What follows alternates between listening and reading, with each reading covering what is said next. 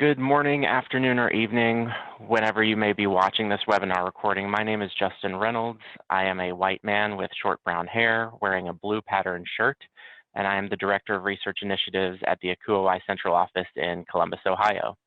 Today's webinar is based on a study funded by the association in October of 2016. The funded research grant program began in 2015 and is sponsored by the Accommodations Foundation and bedloft.com. Grants are available to all levels of researchers, and awards of up to $7,000 are available. The next round of applications will be accepted in October of 2019. If you'd like more information about the funded research grant program, you can email research@accommodations.org.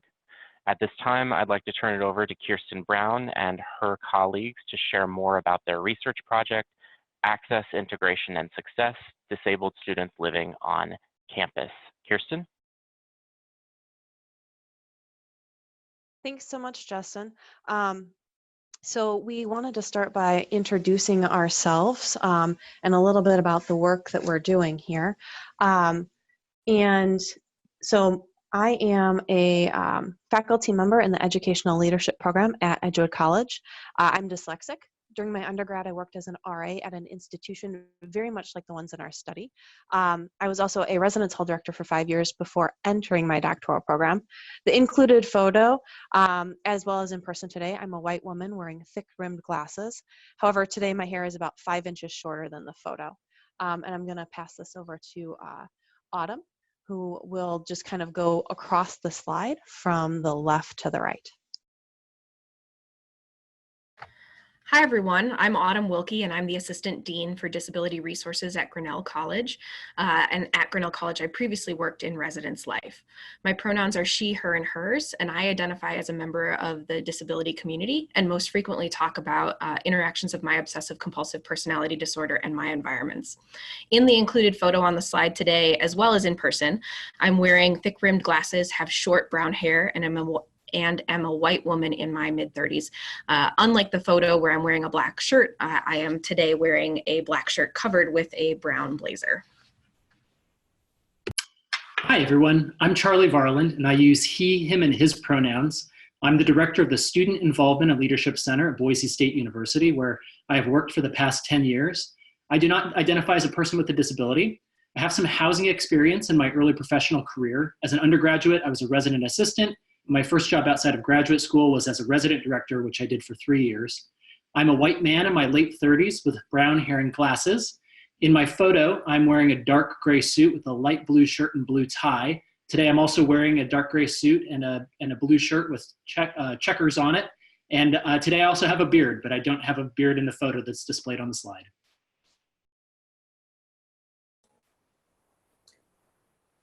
Hi everyone, I'm Nancy Evans. I am a professor emerita at Iowa State University, where I previously coordinated the College Student Personnel Program. I am a white woman with long brown hair in the picture. It's now more gray than it is brown. I wear glasses and a turquoise shirt in the picture. Today I have on a red sweater. I have residence hall experience in my early career, and where I worked for three years in that area. I identify as a person who uses a wheelchair, and I will turn it over to Ellen. Thanks, Nancy. Hi, I'm Ellen Broido. I use she, her, hers pronouns. I am a professor of higher education and student affairs at Bowling Green State University. Between my master's in doc program, I spent 4 years working in residence life at UMass Amherst. I identify as a disabled person with chronic illness. I have lived with type 1 diabetes for almost 50 years and have some resulting visual disabilities. I'm a white woman, mid-50s, with long gray hair and glasses. In the photo, I'm wearing a blazer that is black and light blue. Today I'm in a black turtleneck with a floral scarf around my neck. This is Kirsten, and we just wanted to walk you through a little bit of the agenda for today. So we're going to first talk about some of the logistics associated with this webinar and the language that we use to talk about disability. Then Autumn will give a bit of background about why and how we did this research. We're going to spend the majority of our time today talking about our research findings and the implications that they hold for practitioners. We have about 10 or 15 minutes for questions at the end of the webinar.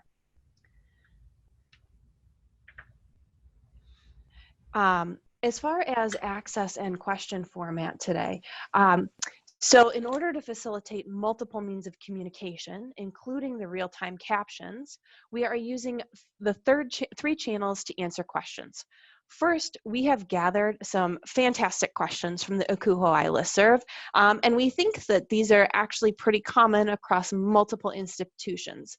So we will answer some of them at the end of this presentation. Second, at any point, you can reach out to us using the Twitter hashtag #DisabilityInResLife. Autumn or Kirsten will be moderating the back channel. Please feel free to tag us when you ask a Twitter question. Tweeting questions, if you don't get a response, or if your questions may be a little bit more complex than Twitter, or perhaps you have a question that you don't want to put into a public space or setting, we welcome these questions via email, and our email addresses are provided at the end. In addition, we want to thank Akuhoai for their support with this project. We believe it is really important to compensate students and participants in our research for their time, and Akuhoai's support allowed us to do this. I'm going to send this over to Ellen, who's going to talk a little bit about the types of language that we're using. Hi, everyone. This is Ellen again. So language in referring to disability is, like for most social identity groups, a power-laden, history-laden conversation. You will notice that throughout our presentation and in our writing, we use both the terms people with disabilities and disabled people. There's a lot of history behind both of those choices. Most of us probably were taught that people with disabilities is respectful and inclusive language, but we're seeing in the US a real shift to greater use of disabled people that reflects a more political, social justice focus in that language. However, students, parents, the communities you interact with are likely to have a lot of different preferences and ideas. So wherever you can, we suggest using the language that people prefer to call themselves. And so asking what people's preferences are and using that. We also want to remind folks that disability is an incredibly varied experience. It refers to multiple and diverse communities. There are real differences in the experiences of people with apparent versus non-apparent disabilities, those who have chronic disabilities versus those that are episodic, or that are getting having increasing impact on their lives. The experiences of people who have lived with disabilities for long times are very different from the people who just acquired disabilities. So while we are talking collectively, know and remember always that there is tremendous diversity, not just by experience of disability, but by intersection with all of participants' other identities.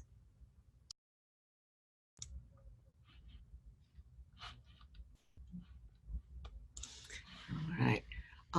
A couple of things we wanted to invite you to do through the course of our webinar today is really to push yourself to think beyond legal compliance. The law really should serve as a floor for what we do and never a ceiling. We also know that the work of housing and res life professionals is incredibly demanding, and that there are multiple competing constituents that folks have to deal with. And we really want to push you to think beyond just what the law requires. all of us have responsibilities to create campuses that are not just welcoming, but support the success and inclusion of disabled students. And we have a lot of ability to shape environments that do that. So when you get stuck and think it's not possible to do this or that, we really encourage you to just try to imagine what it might mean to do this. And then come back and figure out what pieces of that are possible. And remember that, like all other minoritized groups, students with disabilities often become invisible. So look and think and deliberately try to include them in your planning processes. Hi everyone, this is Autumn again, and I'm going to share a little bit more with you about the motivation that we had for doing this research. Several members of the research team that's talking with you today had just finished writing a very long book called Disability in Higher Education, a Social Justice Approach. And as part of that, we noticed that there was very little information or research about the experience of disabled students, particularly of disabled students living on campus. In existing literature and quantitative data on factors that influence disabled students' persistence, social integration is a significant predictor of intent to persist. However, there's very little qualitative research that explores the impact of social integration or what factors promote social integration for disabled students. Previous research by Mayhew et al. Has shown that within the broader student population, campus housing plays a critical role in retention by promoting social integration. But we wondered if ableism and accessibility related challenges might make living on campus or in campus housing more work for students with disabilities. For example, Myers and Bastian in 2010 showed that disabled students often are doing emotional work in order to make non-disabled students feel comfortable during social interactions. We saw this intersection of social integration and campus housing as important to explore, and yet housing literature primarily focuses on legal topics and the perspectives of practitioners when talking about disabled students. We wanted to move beyond these two bodies of literature to really incorporate student voices. In particular, we were interested in asking about student success within the residential environment. We know from research on other minoritized populations, including LGBT students, that students' definitions of success are multiple, varied, and at times not congruent with institutional definitions of success and retention. Yet minimal research has been done to explore disabled students' self-definitions of success. Further, we know that within curricular contexts, accommodations are an important factor in the collegiate experience and are critical to supporting persistence, graduation, and social integration of disabled students. Accommodations are only provided to students who disclose their disabilities to their institutions. But we also know that there are a large number of students who do not disclose. And so thinking not just about students where accommodations are at play, but also thinking about social integration for all students with disabilities. So really, we wanted to better understand how students navigate choices related to housing accommodations and their social integration decisions. We know that housing professionals are uniquely positioned at your institutions to play critical roles in this retention, and that you facilitate housing accommodations and foster social integration for students with disabilities. Therefore, it's imperative that housing professionals have the knowledge, awareness, and skills to proactively engage with a wide range of disability topics, from accessible building codes to programming that fosters disabled cultures and spaces on campus. So in order to look at this, we launched into several study questions, or into our study with several questions. We wanted to look at how disabled students define success within the context of their collegiate and residential experiences. We really wanted to look at what's the role of academic and social integration in this definition, what's the role of accommodations, and what's the role of the residential experience. How do these residential experiences support or impede success for students with disabilities? And how might those experiences be modified to better support student success? Keeping in mind Ellen's earlier points about going beyond just legal compliance, really thinking about what matters for students in these environments.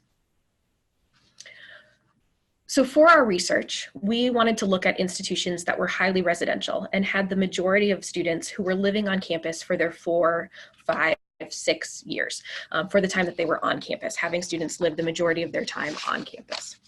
So the 4 institutions where we conducted our survey and interviews were all selective liberal arts schools that were highly residential colleges in the Midwest. All 4 of the institutions enrolled fewer than 3,000 students and had predominantly white and traditionally aged student bodies. Disabled students comprised anywhere from 10 to 22% of the student population at the 4 institutions in our study. And in total, we interviewed 24 students and we received survey responses from 253 students. The majority of our work in this, that we're talking about in this webinar is going to be focusing on the qualitative information that we received from those students. We used a critical multi-site case study approach with a social justice framework lens for viewing disability. And under this framework, we understand disability to be a social construction, and we pay particular attention to the manifestations of ableism. We also acknowledged that experience of disability is shaped by other identities. And so we considered the development of positive disability identities, the variance in how disability is experienced even among those with similar impairments across the lifespan, and in intersection with other social identities. We also looked at people's embodied physical and psychological experiences independent of and in interaction with the environment, and really wanted to focus on and center an advocacy for inclusion and equity in access to and within all of the higher education setting. For the interviews, we prioritized participants' own preferred method of communication. So this means that for some students, some of the interviews were done via Skype, some were in person, and some were done in real-time text, depending on preferred method of communication. Although we purposefully recruited students that lived in residence halls for more than 1 year, and we recruited through the Disability Resource Office at the institutions, not all of the students in this study actually had or chose to use housing or residential accommodations. And we'll discuss this a little bit later in the findings as well. Of our participants, 10 of them reported having multiple disabilities, which was most often a psychological disability in combination with another type of disability. 14 reported psychological disabilities, 11 learning disabilities, 7 physical disabilities, 3 ADHD, and 2 autism. And our participants spanned across class year. We had 2 who were in their 5th year of study, 8 in their 4th year, 8 who were in their 3rd year of study, 5 who were sophomores, and 1 student who was a 1st year. We do want to note, notably, that only 1 of our participants was a 1st generation college student, and only 1 of our participants was an international student. We did have a wide range in terms of gender identity as well as race and sexual orientation. Hi everyone, this is Charlie again. In addition to the interviews described by Autumn, we sent a web-based survey to all students registered with disability services at the institutions in our study. A total of 253 students responded. College Z had the lowest response rate with 21%, and College W had the highest response rate with 46.5%. It's important to know that the students who participated had diverse gender identities and sexual orientations, but in some ways reflective of our institutional demographics, the sample had limited racial and ethnic diversity and very few first-generation or parenting students. The survey asked students a variety of questions about their residential and campus experiences. Some of these items were traditional Likert scale items that assessed comfort in residence halls, and other items were more open-ended. For example, we asked students for 3 words that summarized their residential experience. Now I would like to give you a brief overview of the 6 findings from our study. Our findings included that there were multiple definitions of success. Accessibility goes beyond just physical structures, flexibility in housing policies, use of accommodations, the role of peer support, and staff responsiveness and decision-making in the residential environment. We will take turns describing each of these findings on the coming slides, and we also bring forward many of the different voices of our participants. Sharing their voices was important to us as a way to once again share that there is not just one disability experience. I will now take some time to talk about multiple definitions of success as one of our findings. As literature makes clear, the main goals of most 4-year institutions of higher education are retention and graduation of students. While most students do plan to remain in school and graduate, they may also have other goals for their college experience. And we were particularly interested in how disabled students define success. Students in our study had varying definitions of success, and these were often different from their institution's definitions.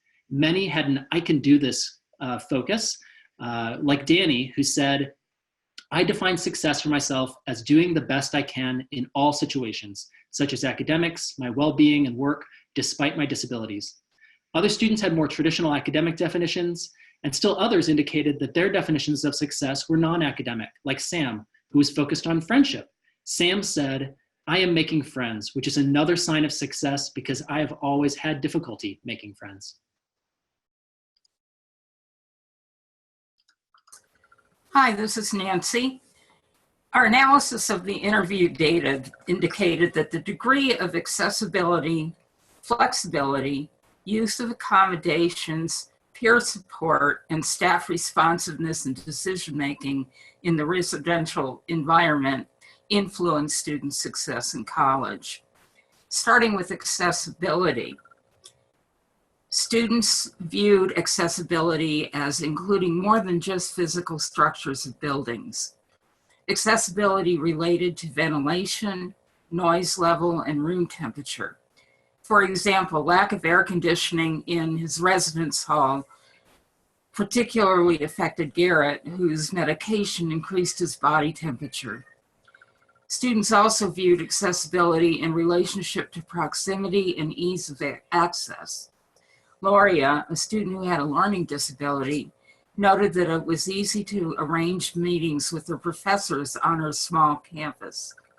Living in a residence hall also meant that she didn't have to cook, shop, or clean, activities that would have taken time away from her studies. It's important to note, however, in this study that only one student had a mobility impairment and that she disclosed, and it's likely that more physical accessibility concerns would have been mentioned if there had been greater numbers of students with mobility impairments. Next, we looked at flexibility. Flexibility was an important factor in students' experiences. For example, students talked about different policies of which the degree of flexibility made a difference in their experience. Rigid room policies, room change policies, on-campus living environments, and meal plan requirements prevented them from living in situations that would enable them to succeed. Allie pointed out that with the number of co-occurring disabilities she had, including problems with her knees, allergies, panic disorder, and OCD, accommodating all her needs in a residence hall room was very difficult, especially since her college's residence halls lacked elevators, were old, dusty, and not well insulated from noise. Being allowed to live off campus would have been a better option for her. Sintisa, who was diagnosed with celiac disease, explained that gluten-free options were limited in the main dining hall and non-existent in other eating establishments on her campus. She noted if they had been available, she would probably have more energy and be better able to focus on her academic work. Next, we looked at accommodations. Of the 24 participants, only 8 requested residential accommodations, and the majority of those were reactive to situations that occurred after the student enrolled. These accommodations included 2 support animals, 1 single room with air conditioning, 1 single room with a sink, 3 room transfers to single rooms, 1 room on a quiet floor. Students had different reasons for not requesting accommodations. Some were unaware of the process for asking for housing accommodations. Other students were eligible for single rooms, but they wanted a roommate for social reasons. Some students thought nothing could be done to accommodate them. For instance, Rainey believed the college could do nothing to assist her with the depression and anxiety she experienced. Other students believed that existing housing policies were flexible enough to address their disabilities. For example, the availability of single rooms for any student made Sally feel normal and not so special. If housing policies are universally designed, the flexibility is built into the policy. For example, allowing students to carry food out of the dining hall would assist students who become very anxious and can't eat in the middle of crowds. It could also assist students who have limited time for meals. Some students found their own solutions for addressing their disabilities. For instance, Bryn decided to live at home to have a quiet space, and Santisa, who had celiac disease, brought her own microwave and fridge to make her own food rather than asking to live off campus.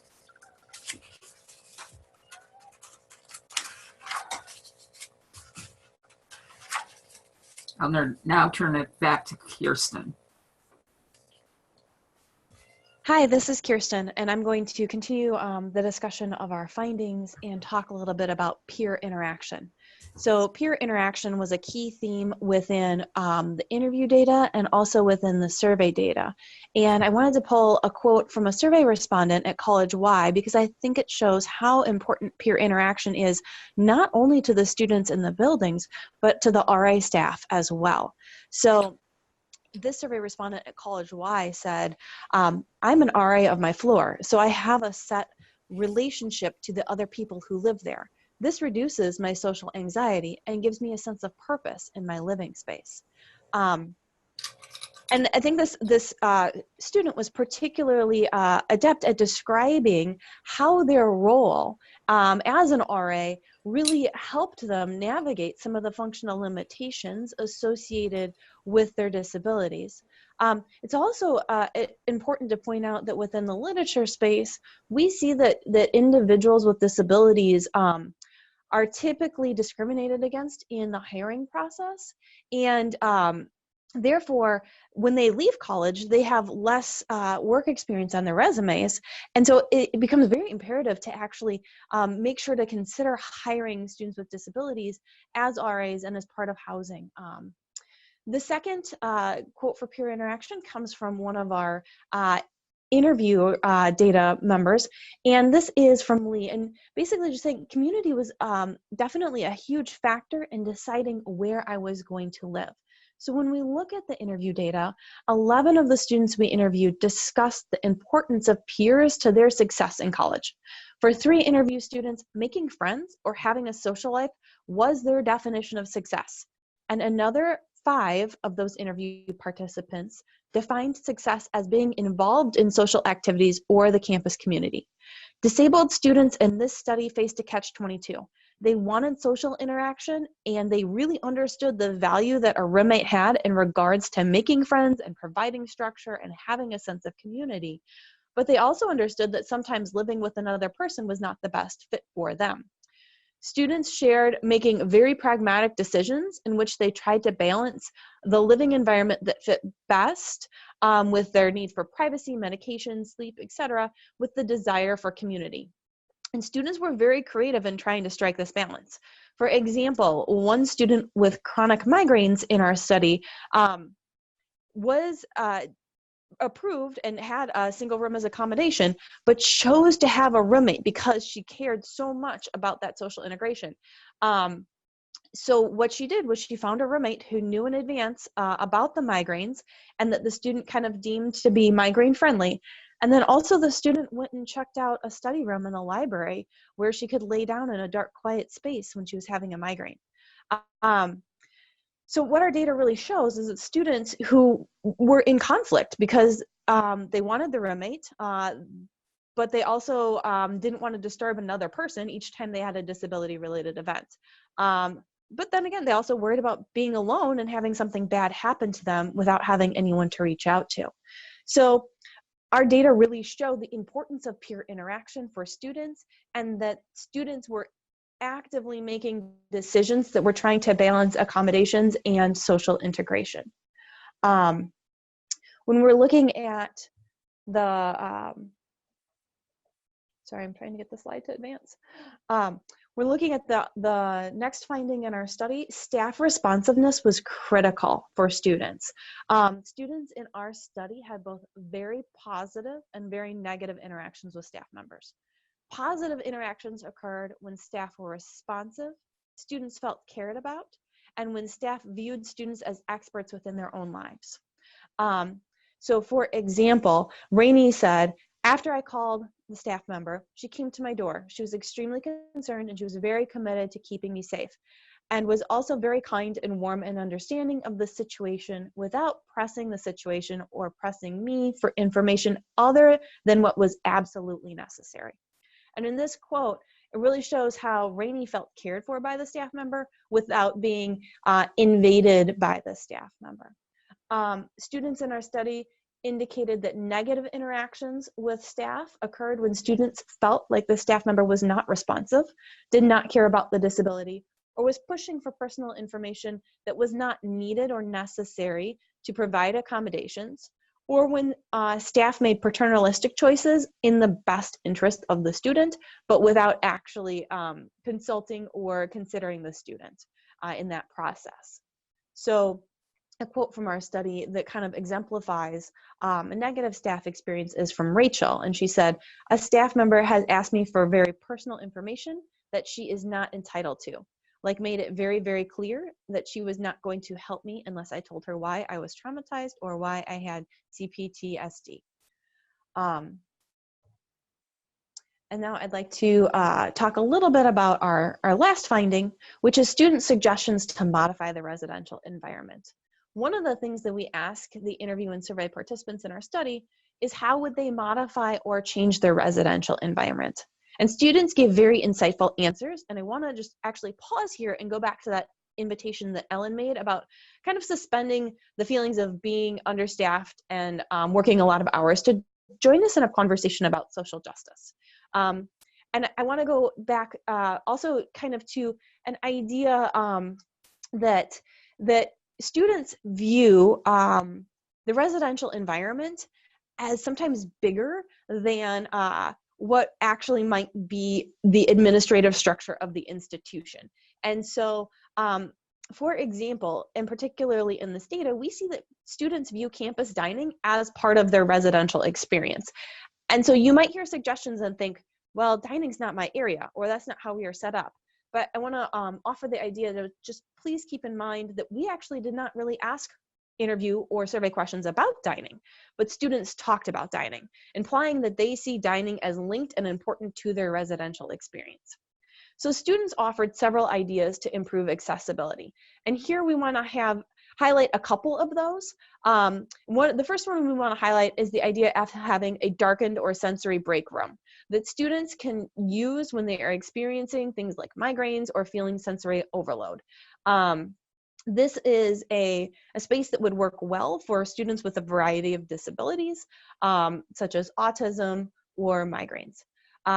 Another interview participant suggested cleaning air vents would improve accessibility for students with allergies. And I really want to point out that a lot of the students in the study suggested improvements that are aligned with deferred maintenance. And so this data may be very useful in leveraging political conversations on your campus for advocating funding to address maintenance within facilities. Students in this study also suggested flexible residence spaces and policies, including allowing students with food allergies, eating disorders, anxiety, etc., to have more flexibility with their meal plans, and in particular to be able to take food out of the cafeteria, to have more flexibility with living off campus, and to have the option to move in early and get settled prior to the beginning of classes, particularly for students who are going to take longer to adjust to new environments.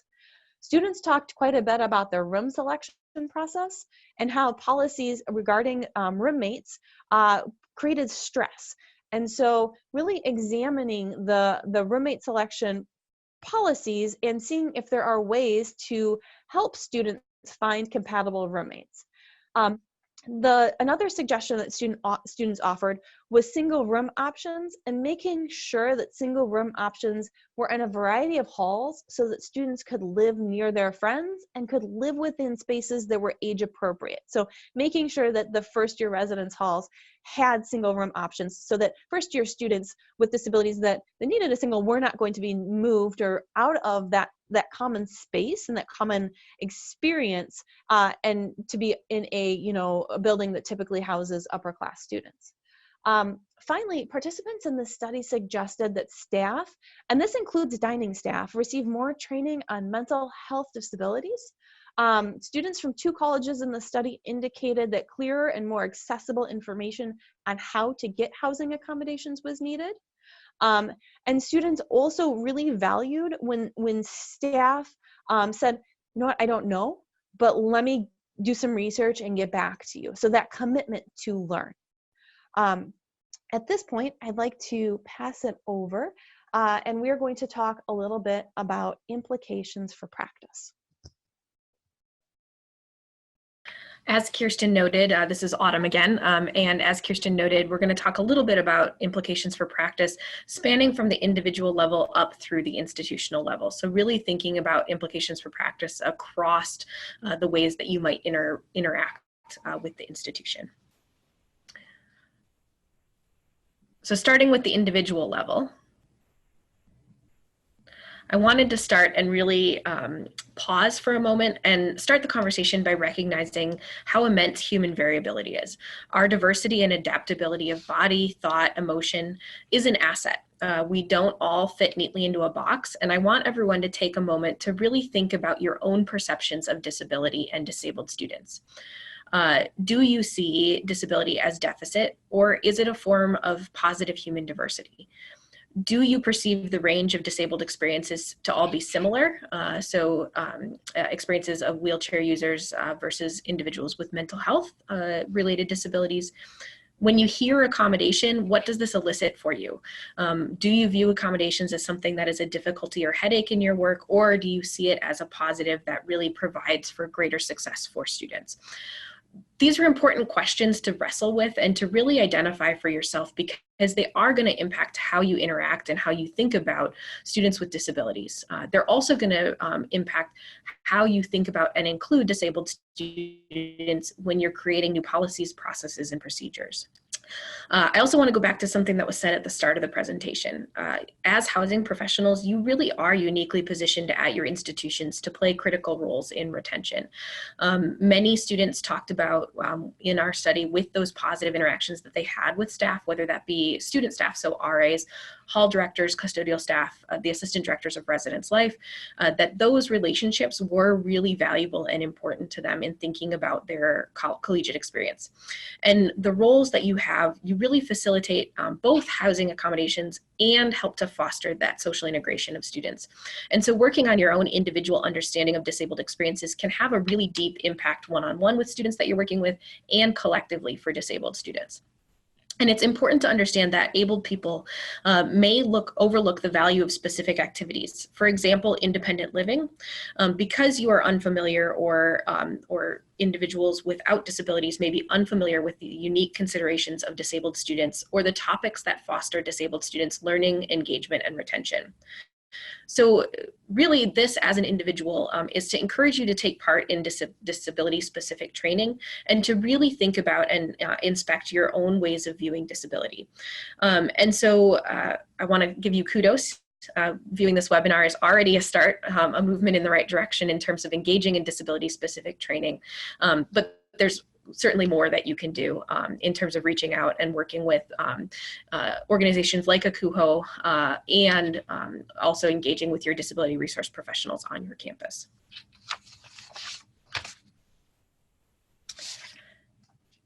At the departmental level, there are also some implications for practice. So taking what you're doing at the individual level and really as a department translating that, thinking about and really paying attention to the way that multiple definitions of success are at play for all students and for disabled students. Pay attention to how students are defining success and how that may contrast with how the institution is defining success. Many institutions, as we noted earlier, are really focused on retention, rates of graduation, and retaining students, which may align, as Kirsten noted, may align with how students are defining success, but may also not. Many of the students in the study really are looking for ways to belong and to be healthy, and residence life and the residential experience was brought up as being really important in that.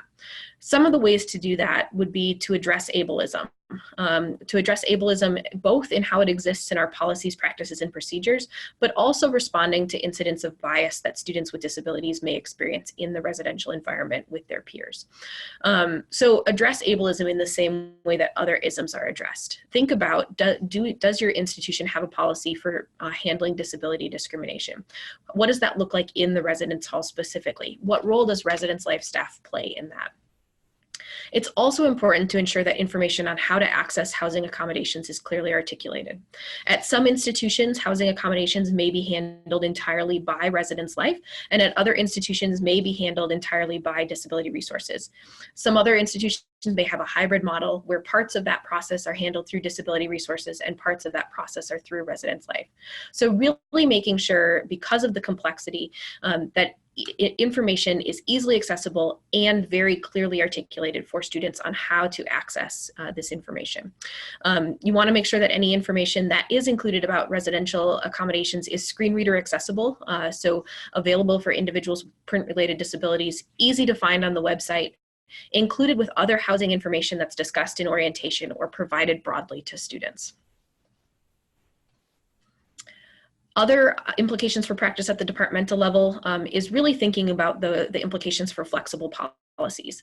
Thinking about the role of helping students find suitable roommates was brought up, but this also then ties into the ways that room selection happens. Many institutions, my own institution included, require students to have or typically require students to have a roommate pre-identified before being able to select a room at whatever your version of room draw is.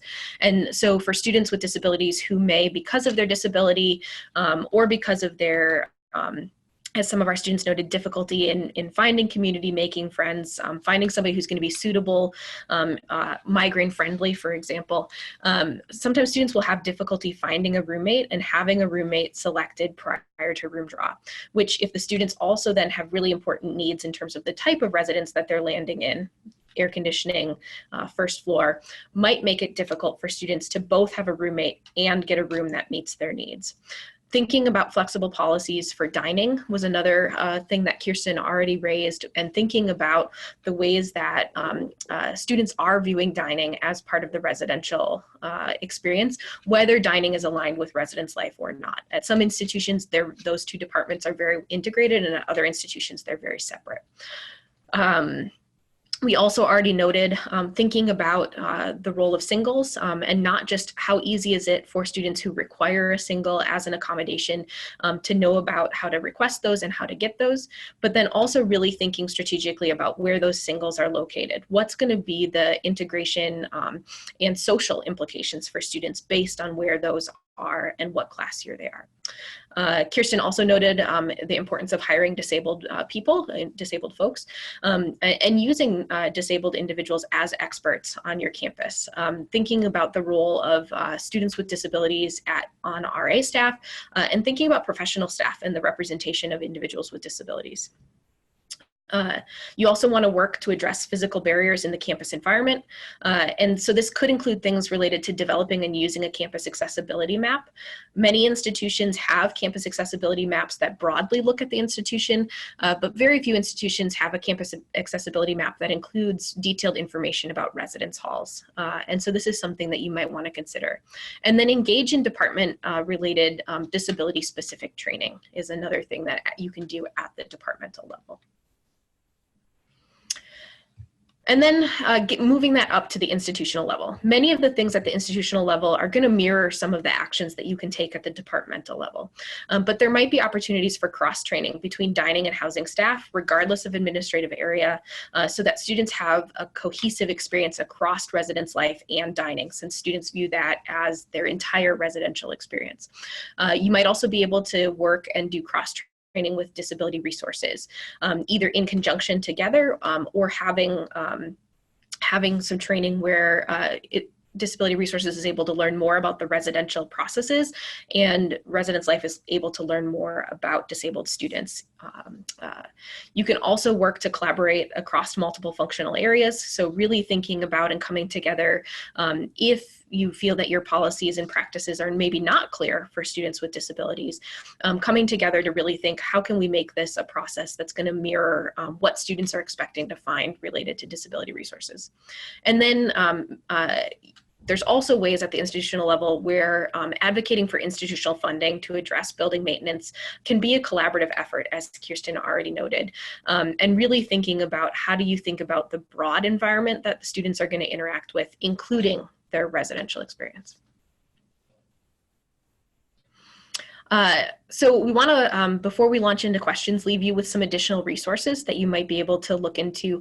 These are based off of both questions that we fielded ahead of time, as well as some things that we're aware of that may provide some additional information for you as housing providers. There is going to be an upcoming Akuhuai white paper on this same topic, and so keep an eye out for that. We'll be sure to include information about that as that comes up. We are also in the process of publishing an article on housing in the Journal of College and University Student Housing. We also referred to our book earlier, Disability in Higher Education, A Social Justice Approach, which has lots of information, including information related to the residential experience. A number of folks asked questions related to emotional support animals, or ESAs, and two of the places that we recommend individuals look at if they're looking for information specific to emotional support animals and the residential environment would be working with AHEAD, the Association of Higher Education and Disability, or DIAS. DIAS also includes classes related to emotional support animals. And then, as Kirsten noted at the beginning, we're also available for consultation if you don't want to ask, as she said, your questions in a public forum like Twitter. I am happy to field questions, and you can email me at wilkeaut@grinnell, grinnell.edu, or Kirsten at kbrown, BROWN, at Edgewood, EDGEWOOD.edu.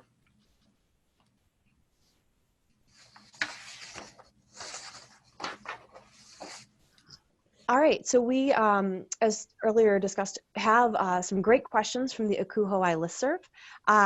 If you want to engage with us on Twitter, hashtag disability in residence life, at Kirsten _Brown, or at Autumn Wilkie. So we're going to go ahead and just stop sharing our PowerPoint and have a bit of a conversation about some of the questions that the listserv offered. So let me pass it over to Autumn real quick. Yeah. So one of the questions that was posed on the listserv came from a small, private, highly residential and highly selected college in the Midwest. So very similar to the institutions that we were working at. And that person said, the majority of our challenges occur because students do not identify as having a disability and don't go through the accommodation process due to stigma. For example, a student who may have severe allergies and need air conditioning. They have a medical reason to have the air conditioning, but the stigma of being considered a student with a disability becomes challenging, so they don't get the accommodations even when they clearly need it. How do you suggest, or what suggestions do you have for how to address the stigma associated with disability? So stigma is very real and very powerful, and your students reflect the vast majority of students out there. And actually I want to share some data, national data from the National Center for Education Statistics. Although 11% of college students self-identify to their post-secondary institutions as having a disability, an additional 65% of students who received special education services in high school choose not to self-identify to their college. And that's from Newman and Maddas, 2015. So think about this. Stigma is a learned thing. Stigma is something that people have over multiple experiences. So being disabled in the K-12 system was such a negative experience that students are willing to forego basic things they need simply because they don't want to be labeled again. The stigma is that powerful. So logically, some of the things we need to do to address this issue are going to have to happen in the K-12 system and in the broader society. But on our campuses, one of the concrete things that you may want to consider doing is developing a disability cultural center. So this is a designated space that hosts disability culture. And there are some really great centers popping up at places across the United States. Other specific actions include advocating for and creating disability studies courses. So either that could be part of the core curriculum or as academic majors and minors. And then also, if your institution is not probably going to buy into these larger projects, making disability part of the programming that you do within multicultural programming on your campus, and particularly targeting in an intersectional capacity. So making sure that you're working with the LGBTQ Center, or you're working with the Black Student Union to collaborate on disability projects. But yeah, one of the ways to address the stigma is to acknowledge that it's very real, very powerful, and to start to try and create a little bit of cultural change around that on campus. Okay, so we have a second question, and I'm actually going to ask this real quick. So this question also comes from a 100% residential college with live-on requirement for everyone the entire time that they're a student. The students at this institution care deeply about their housing and wants and needs, and are often really engaged in the process. This institution also has one dining facility and one meal plan that all students are required to have, with less than 10 students a year having meal plan exceptions.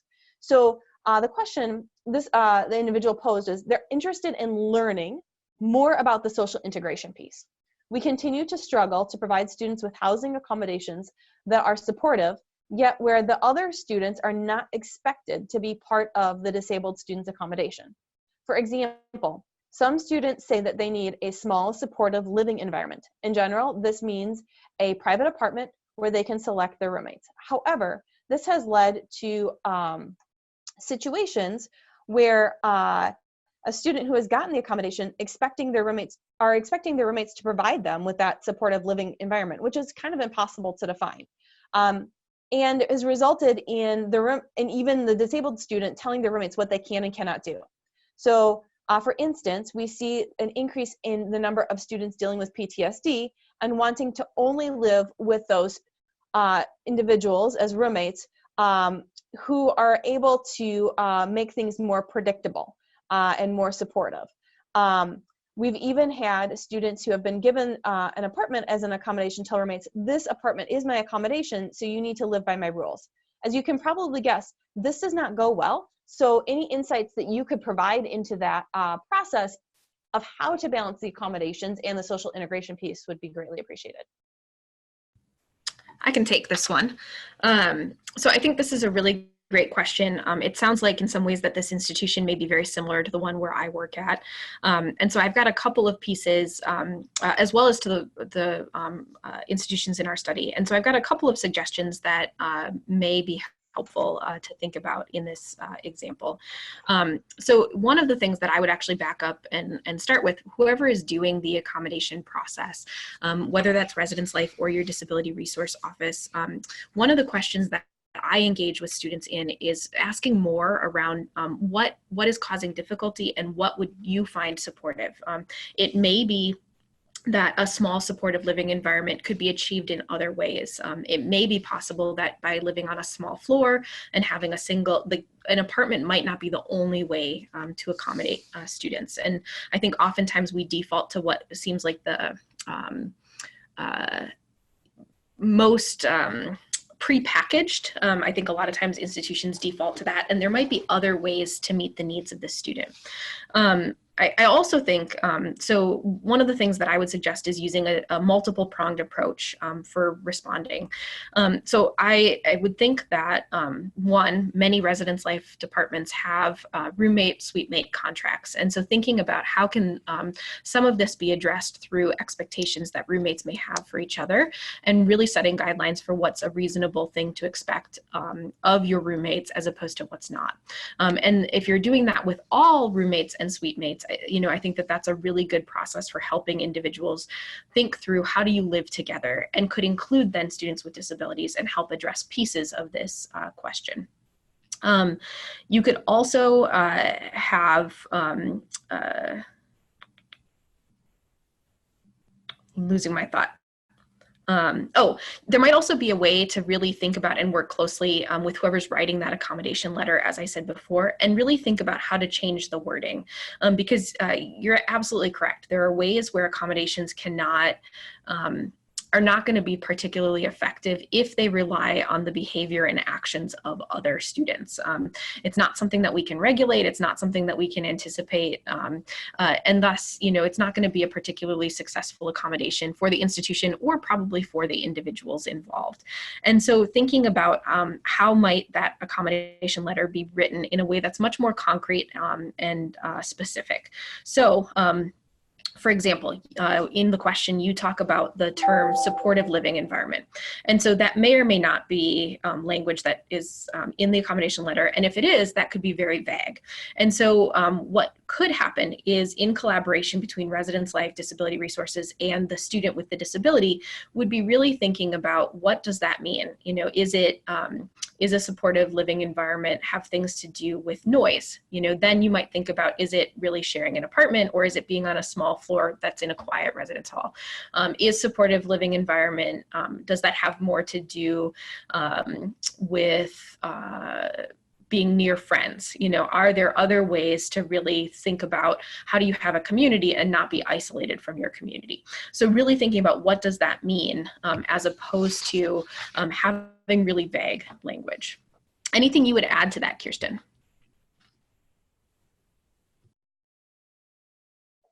Sorry, I have to take myself off mute.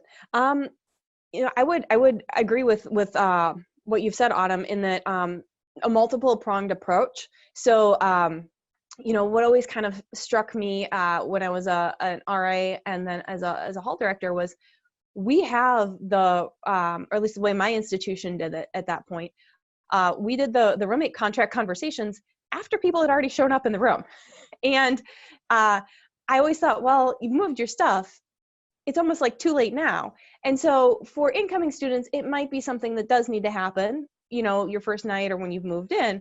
But for returning students, the institution may want to consider moving that guided conversation to before or as a prerequisite for entering the housing registration system and placement system. So actually having folks go through that conversation and do the roommate contract prior to.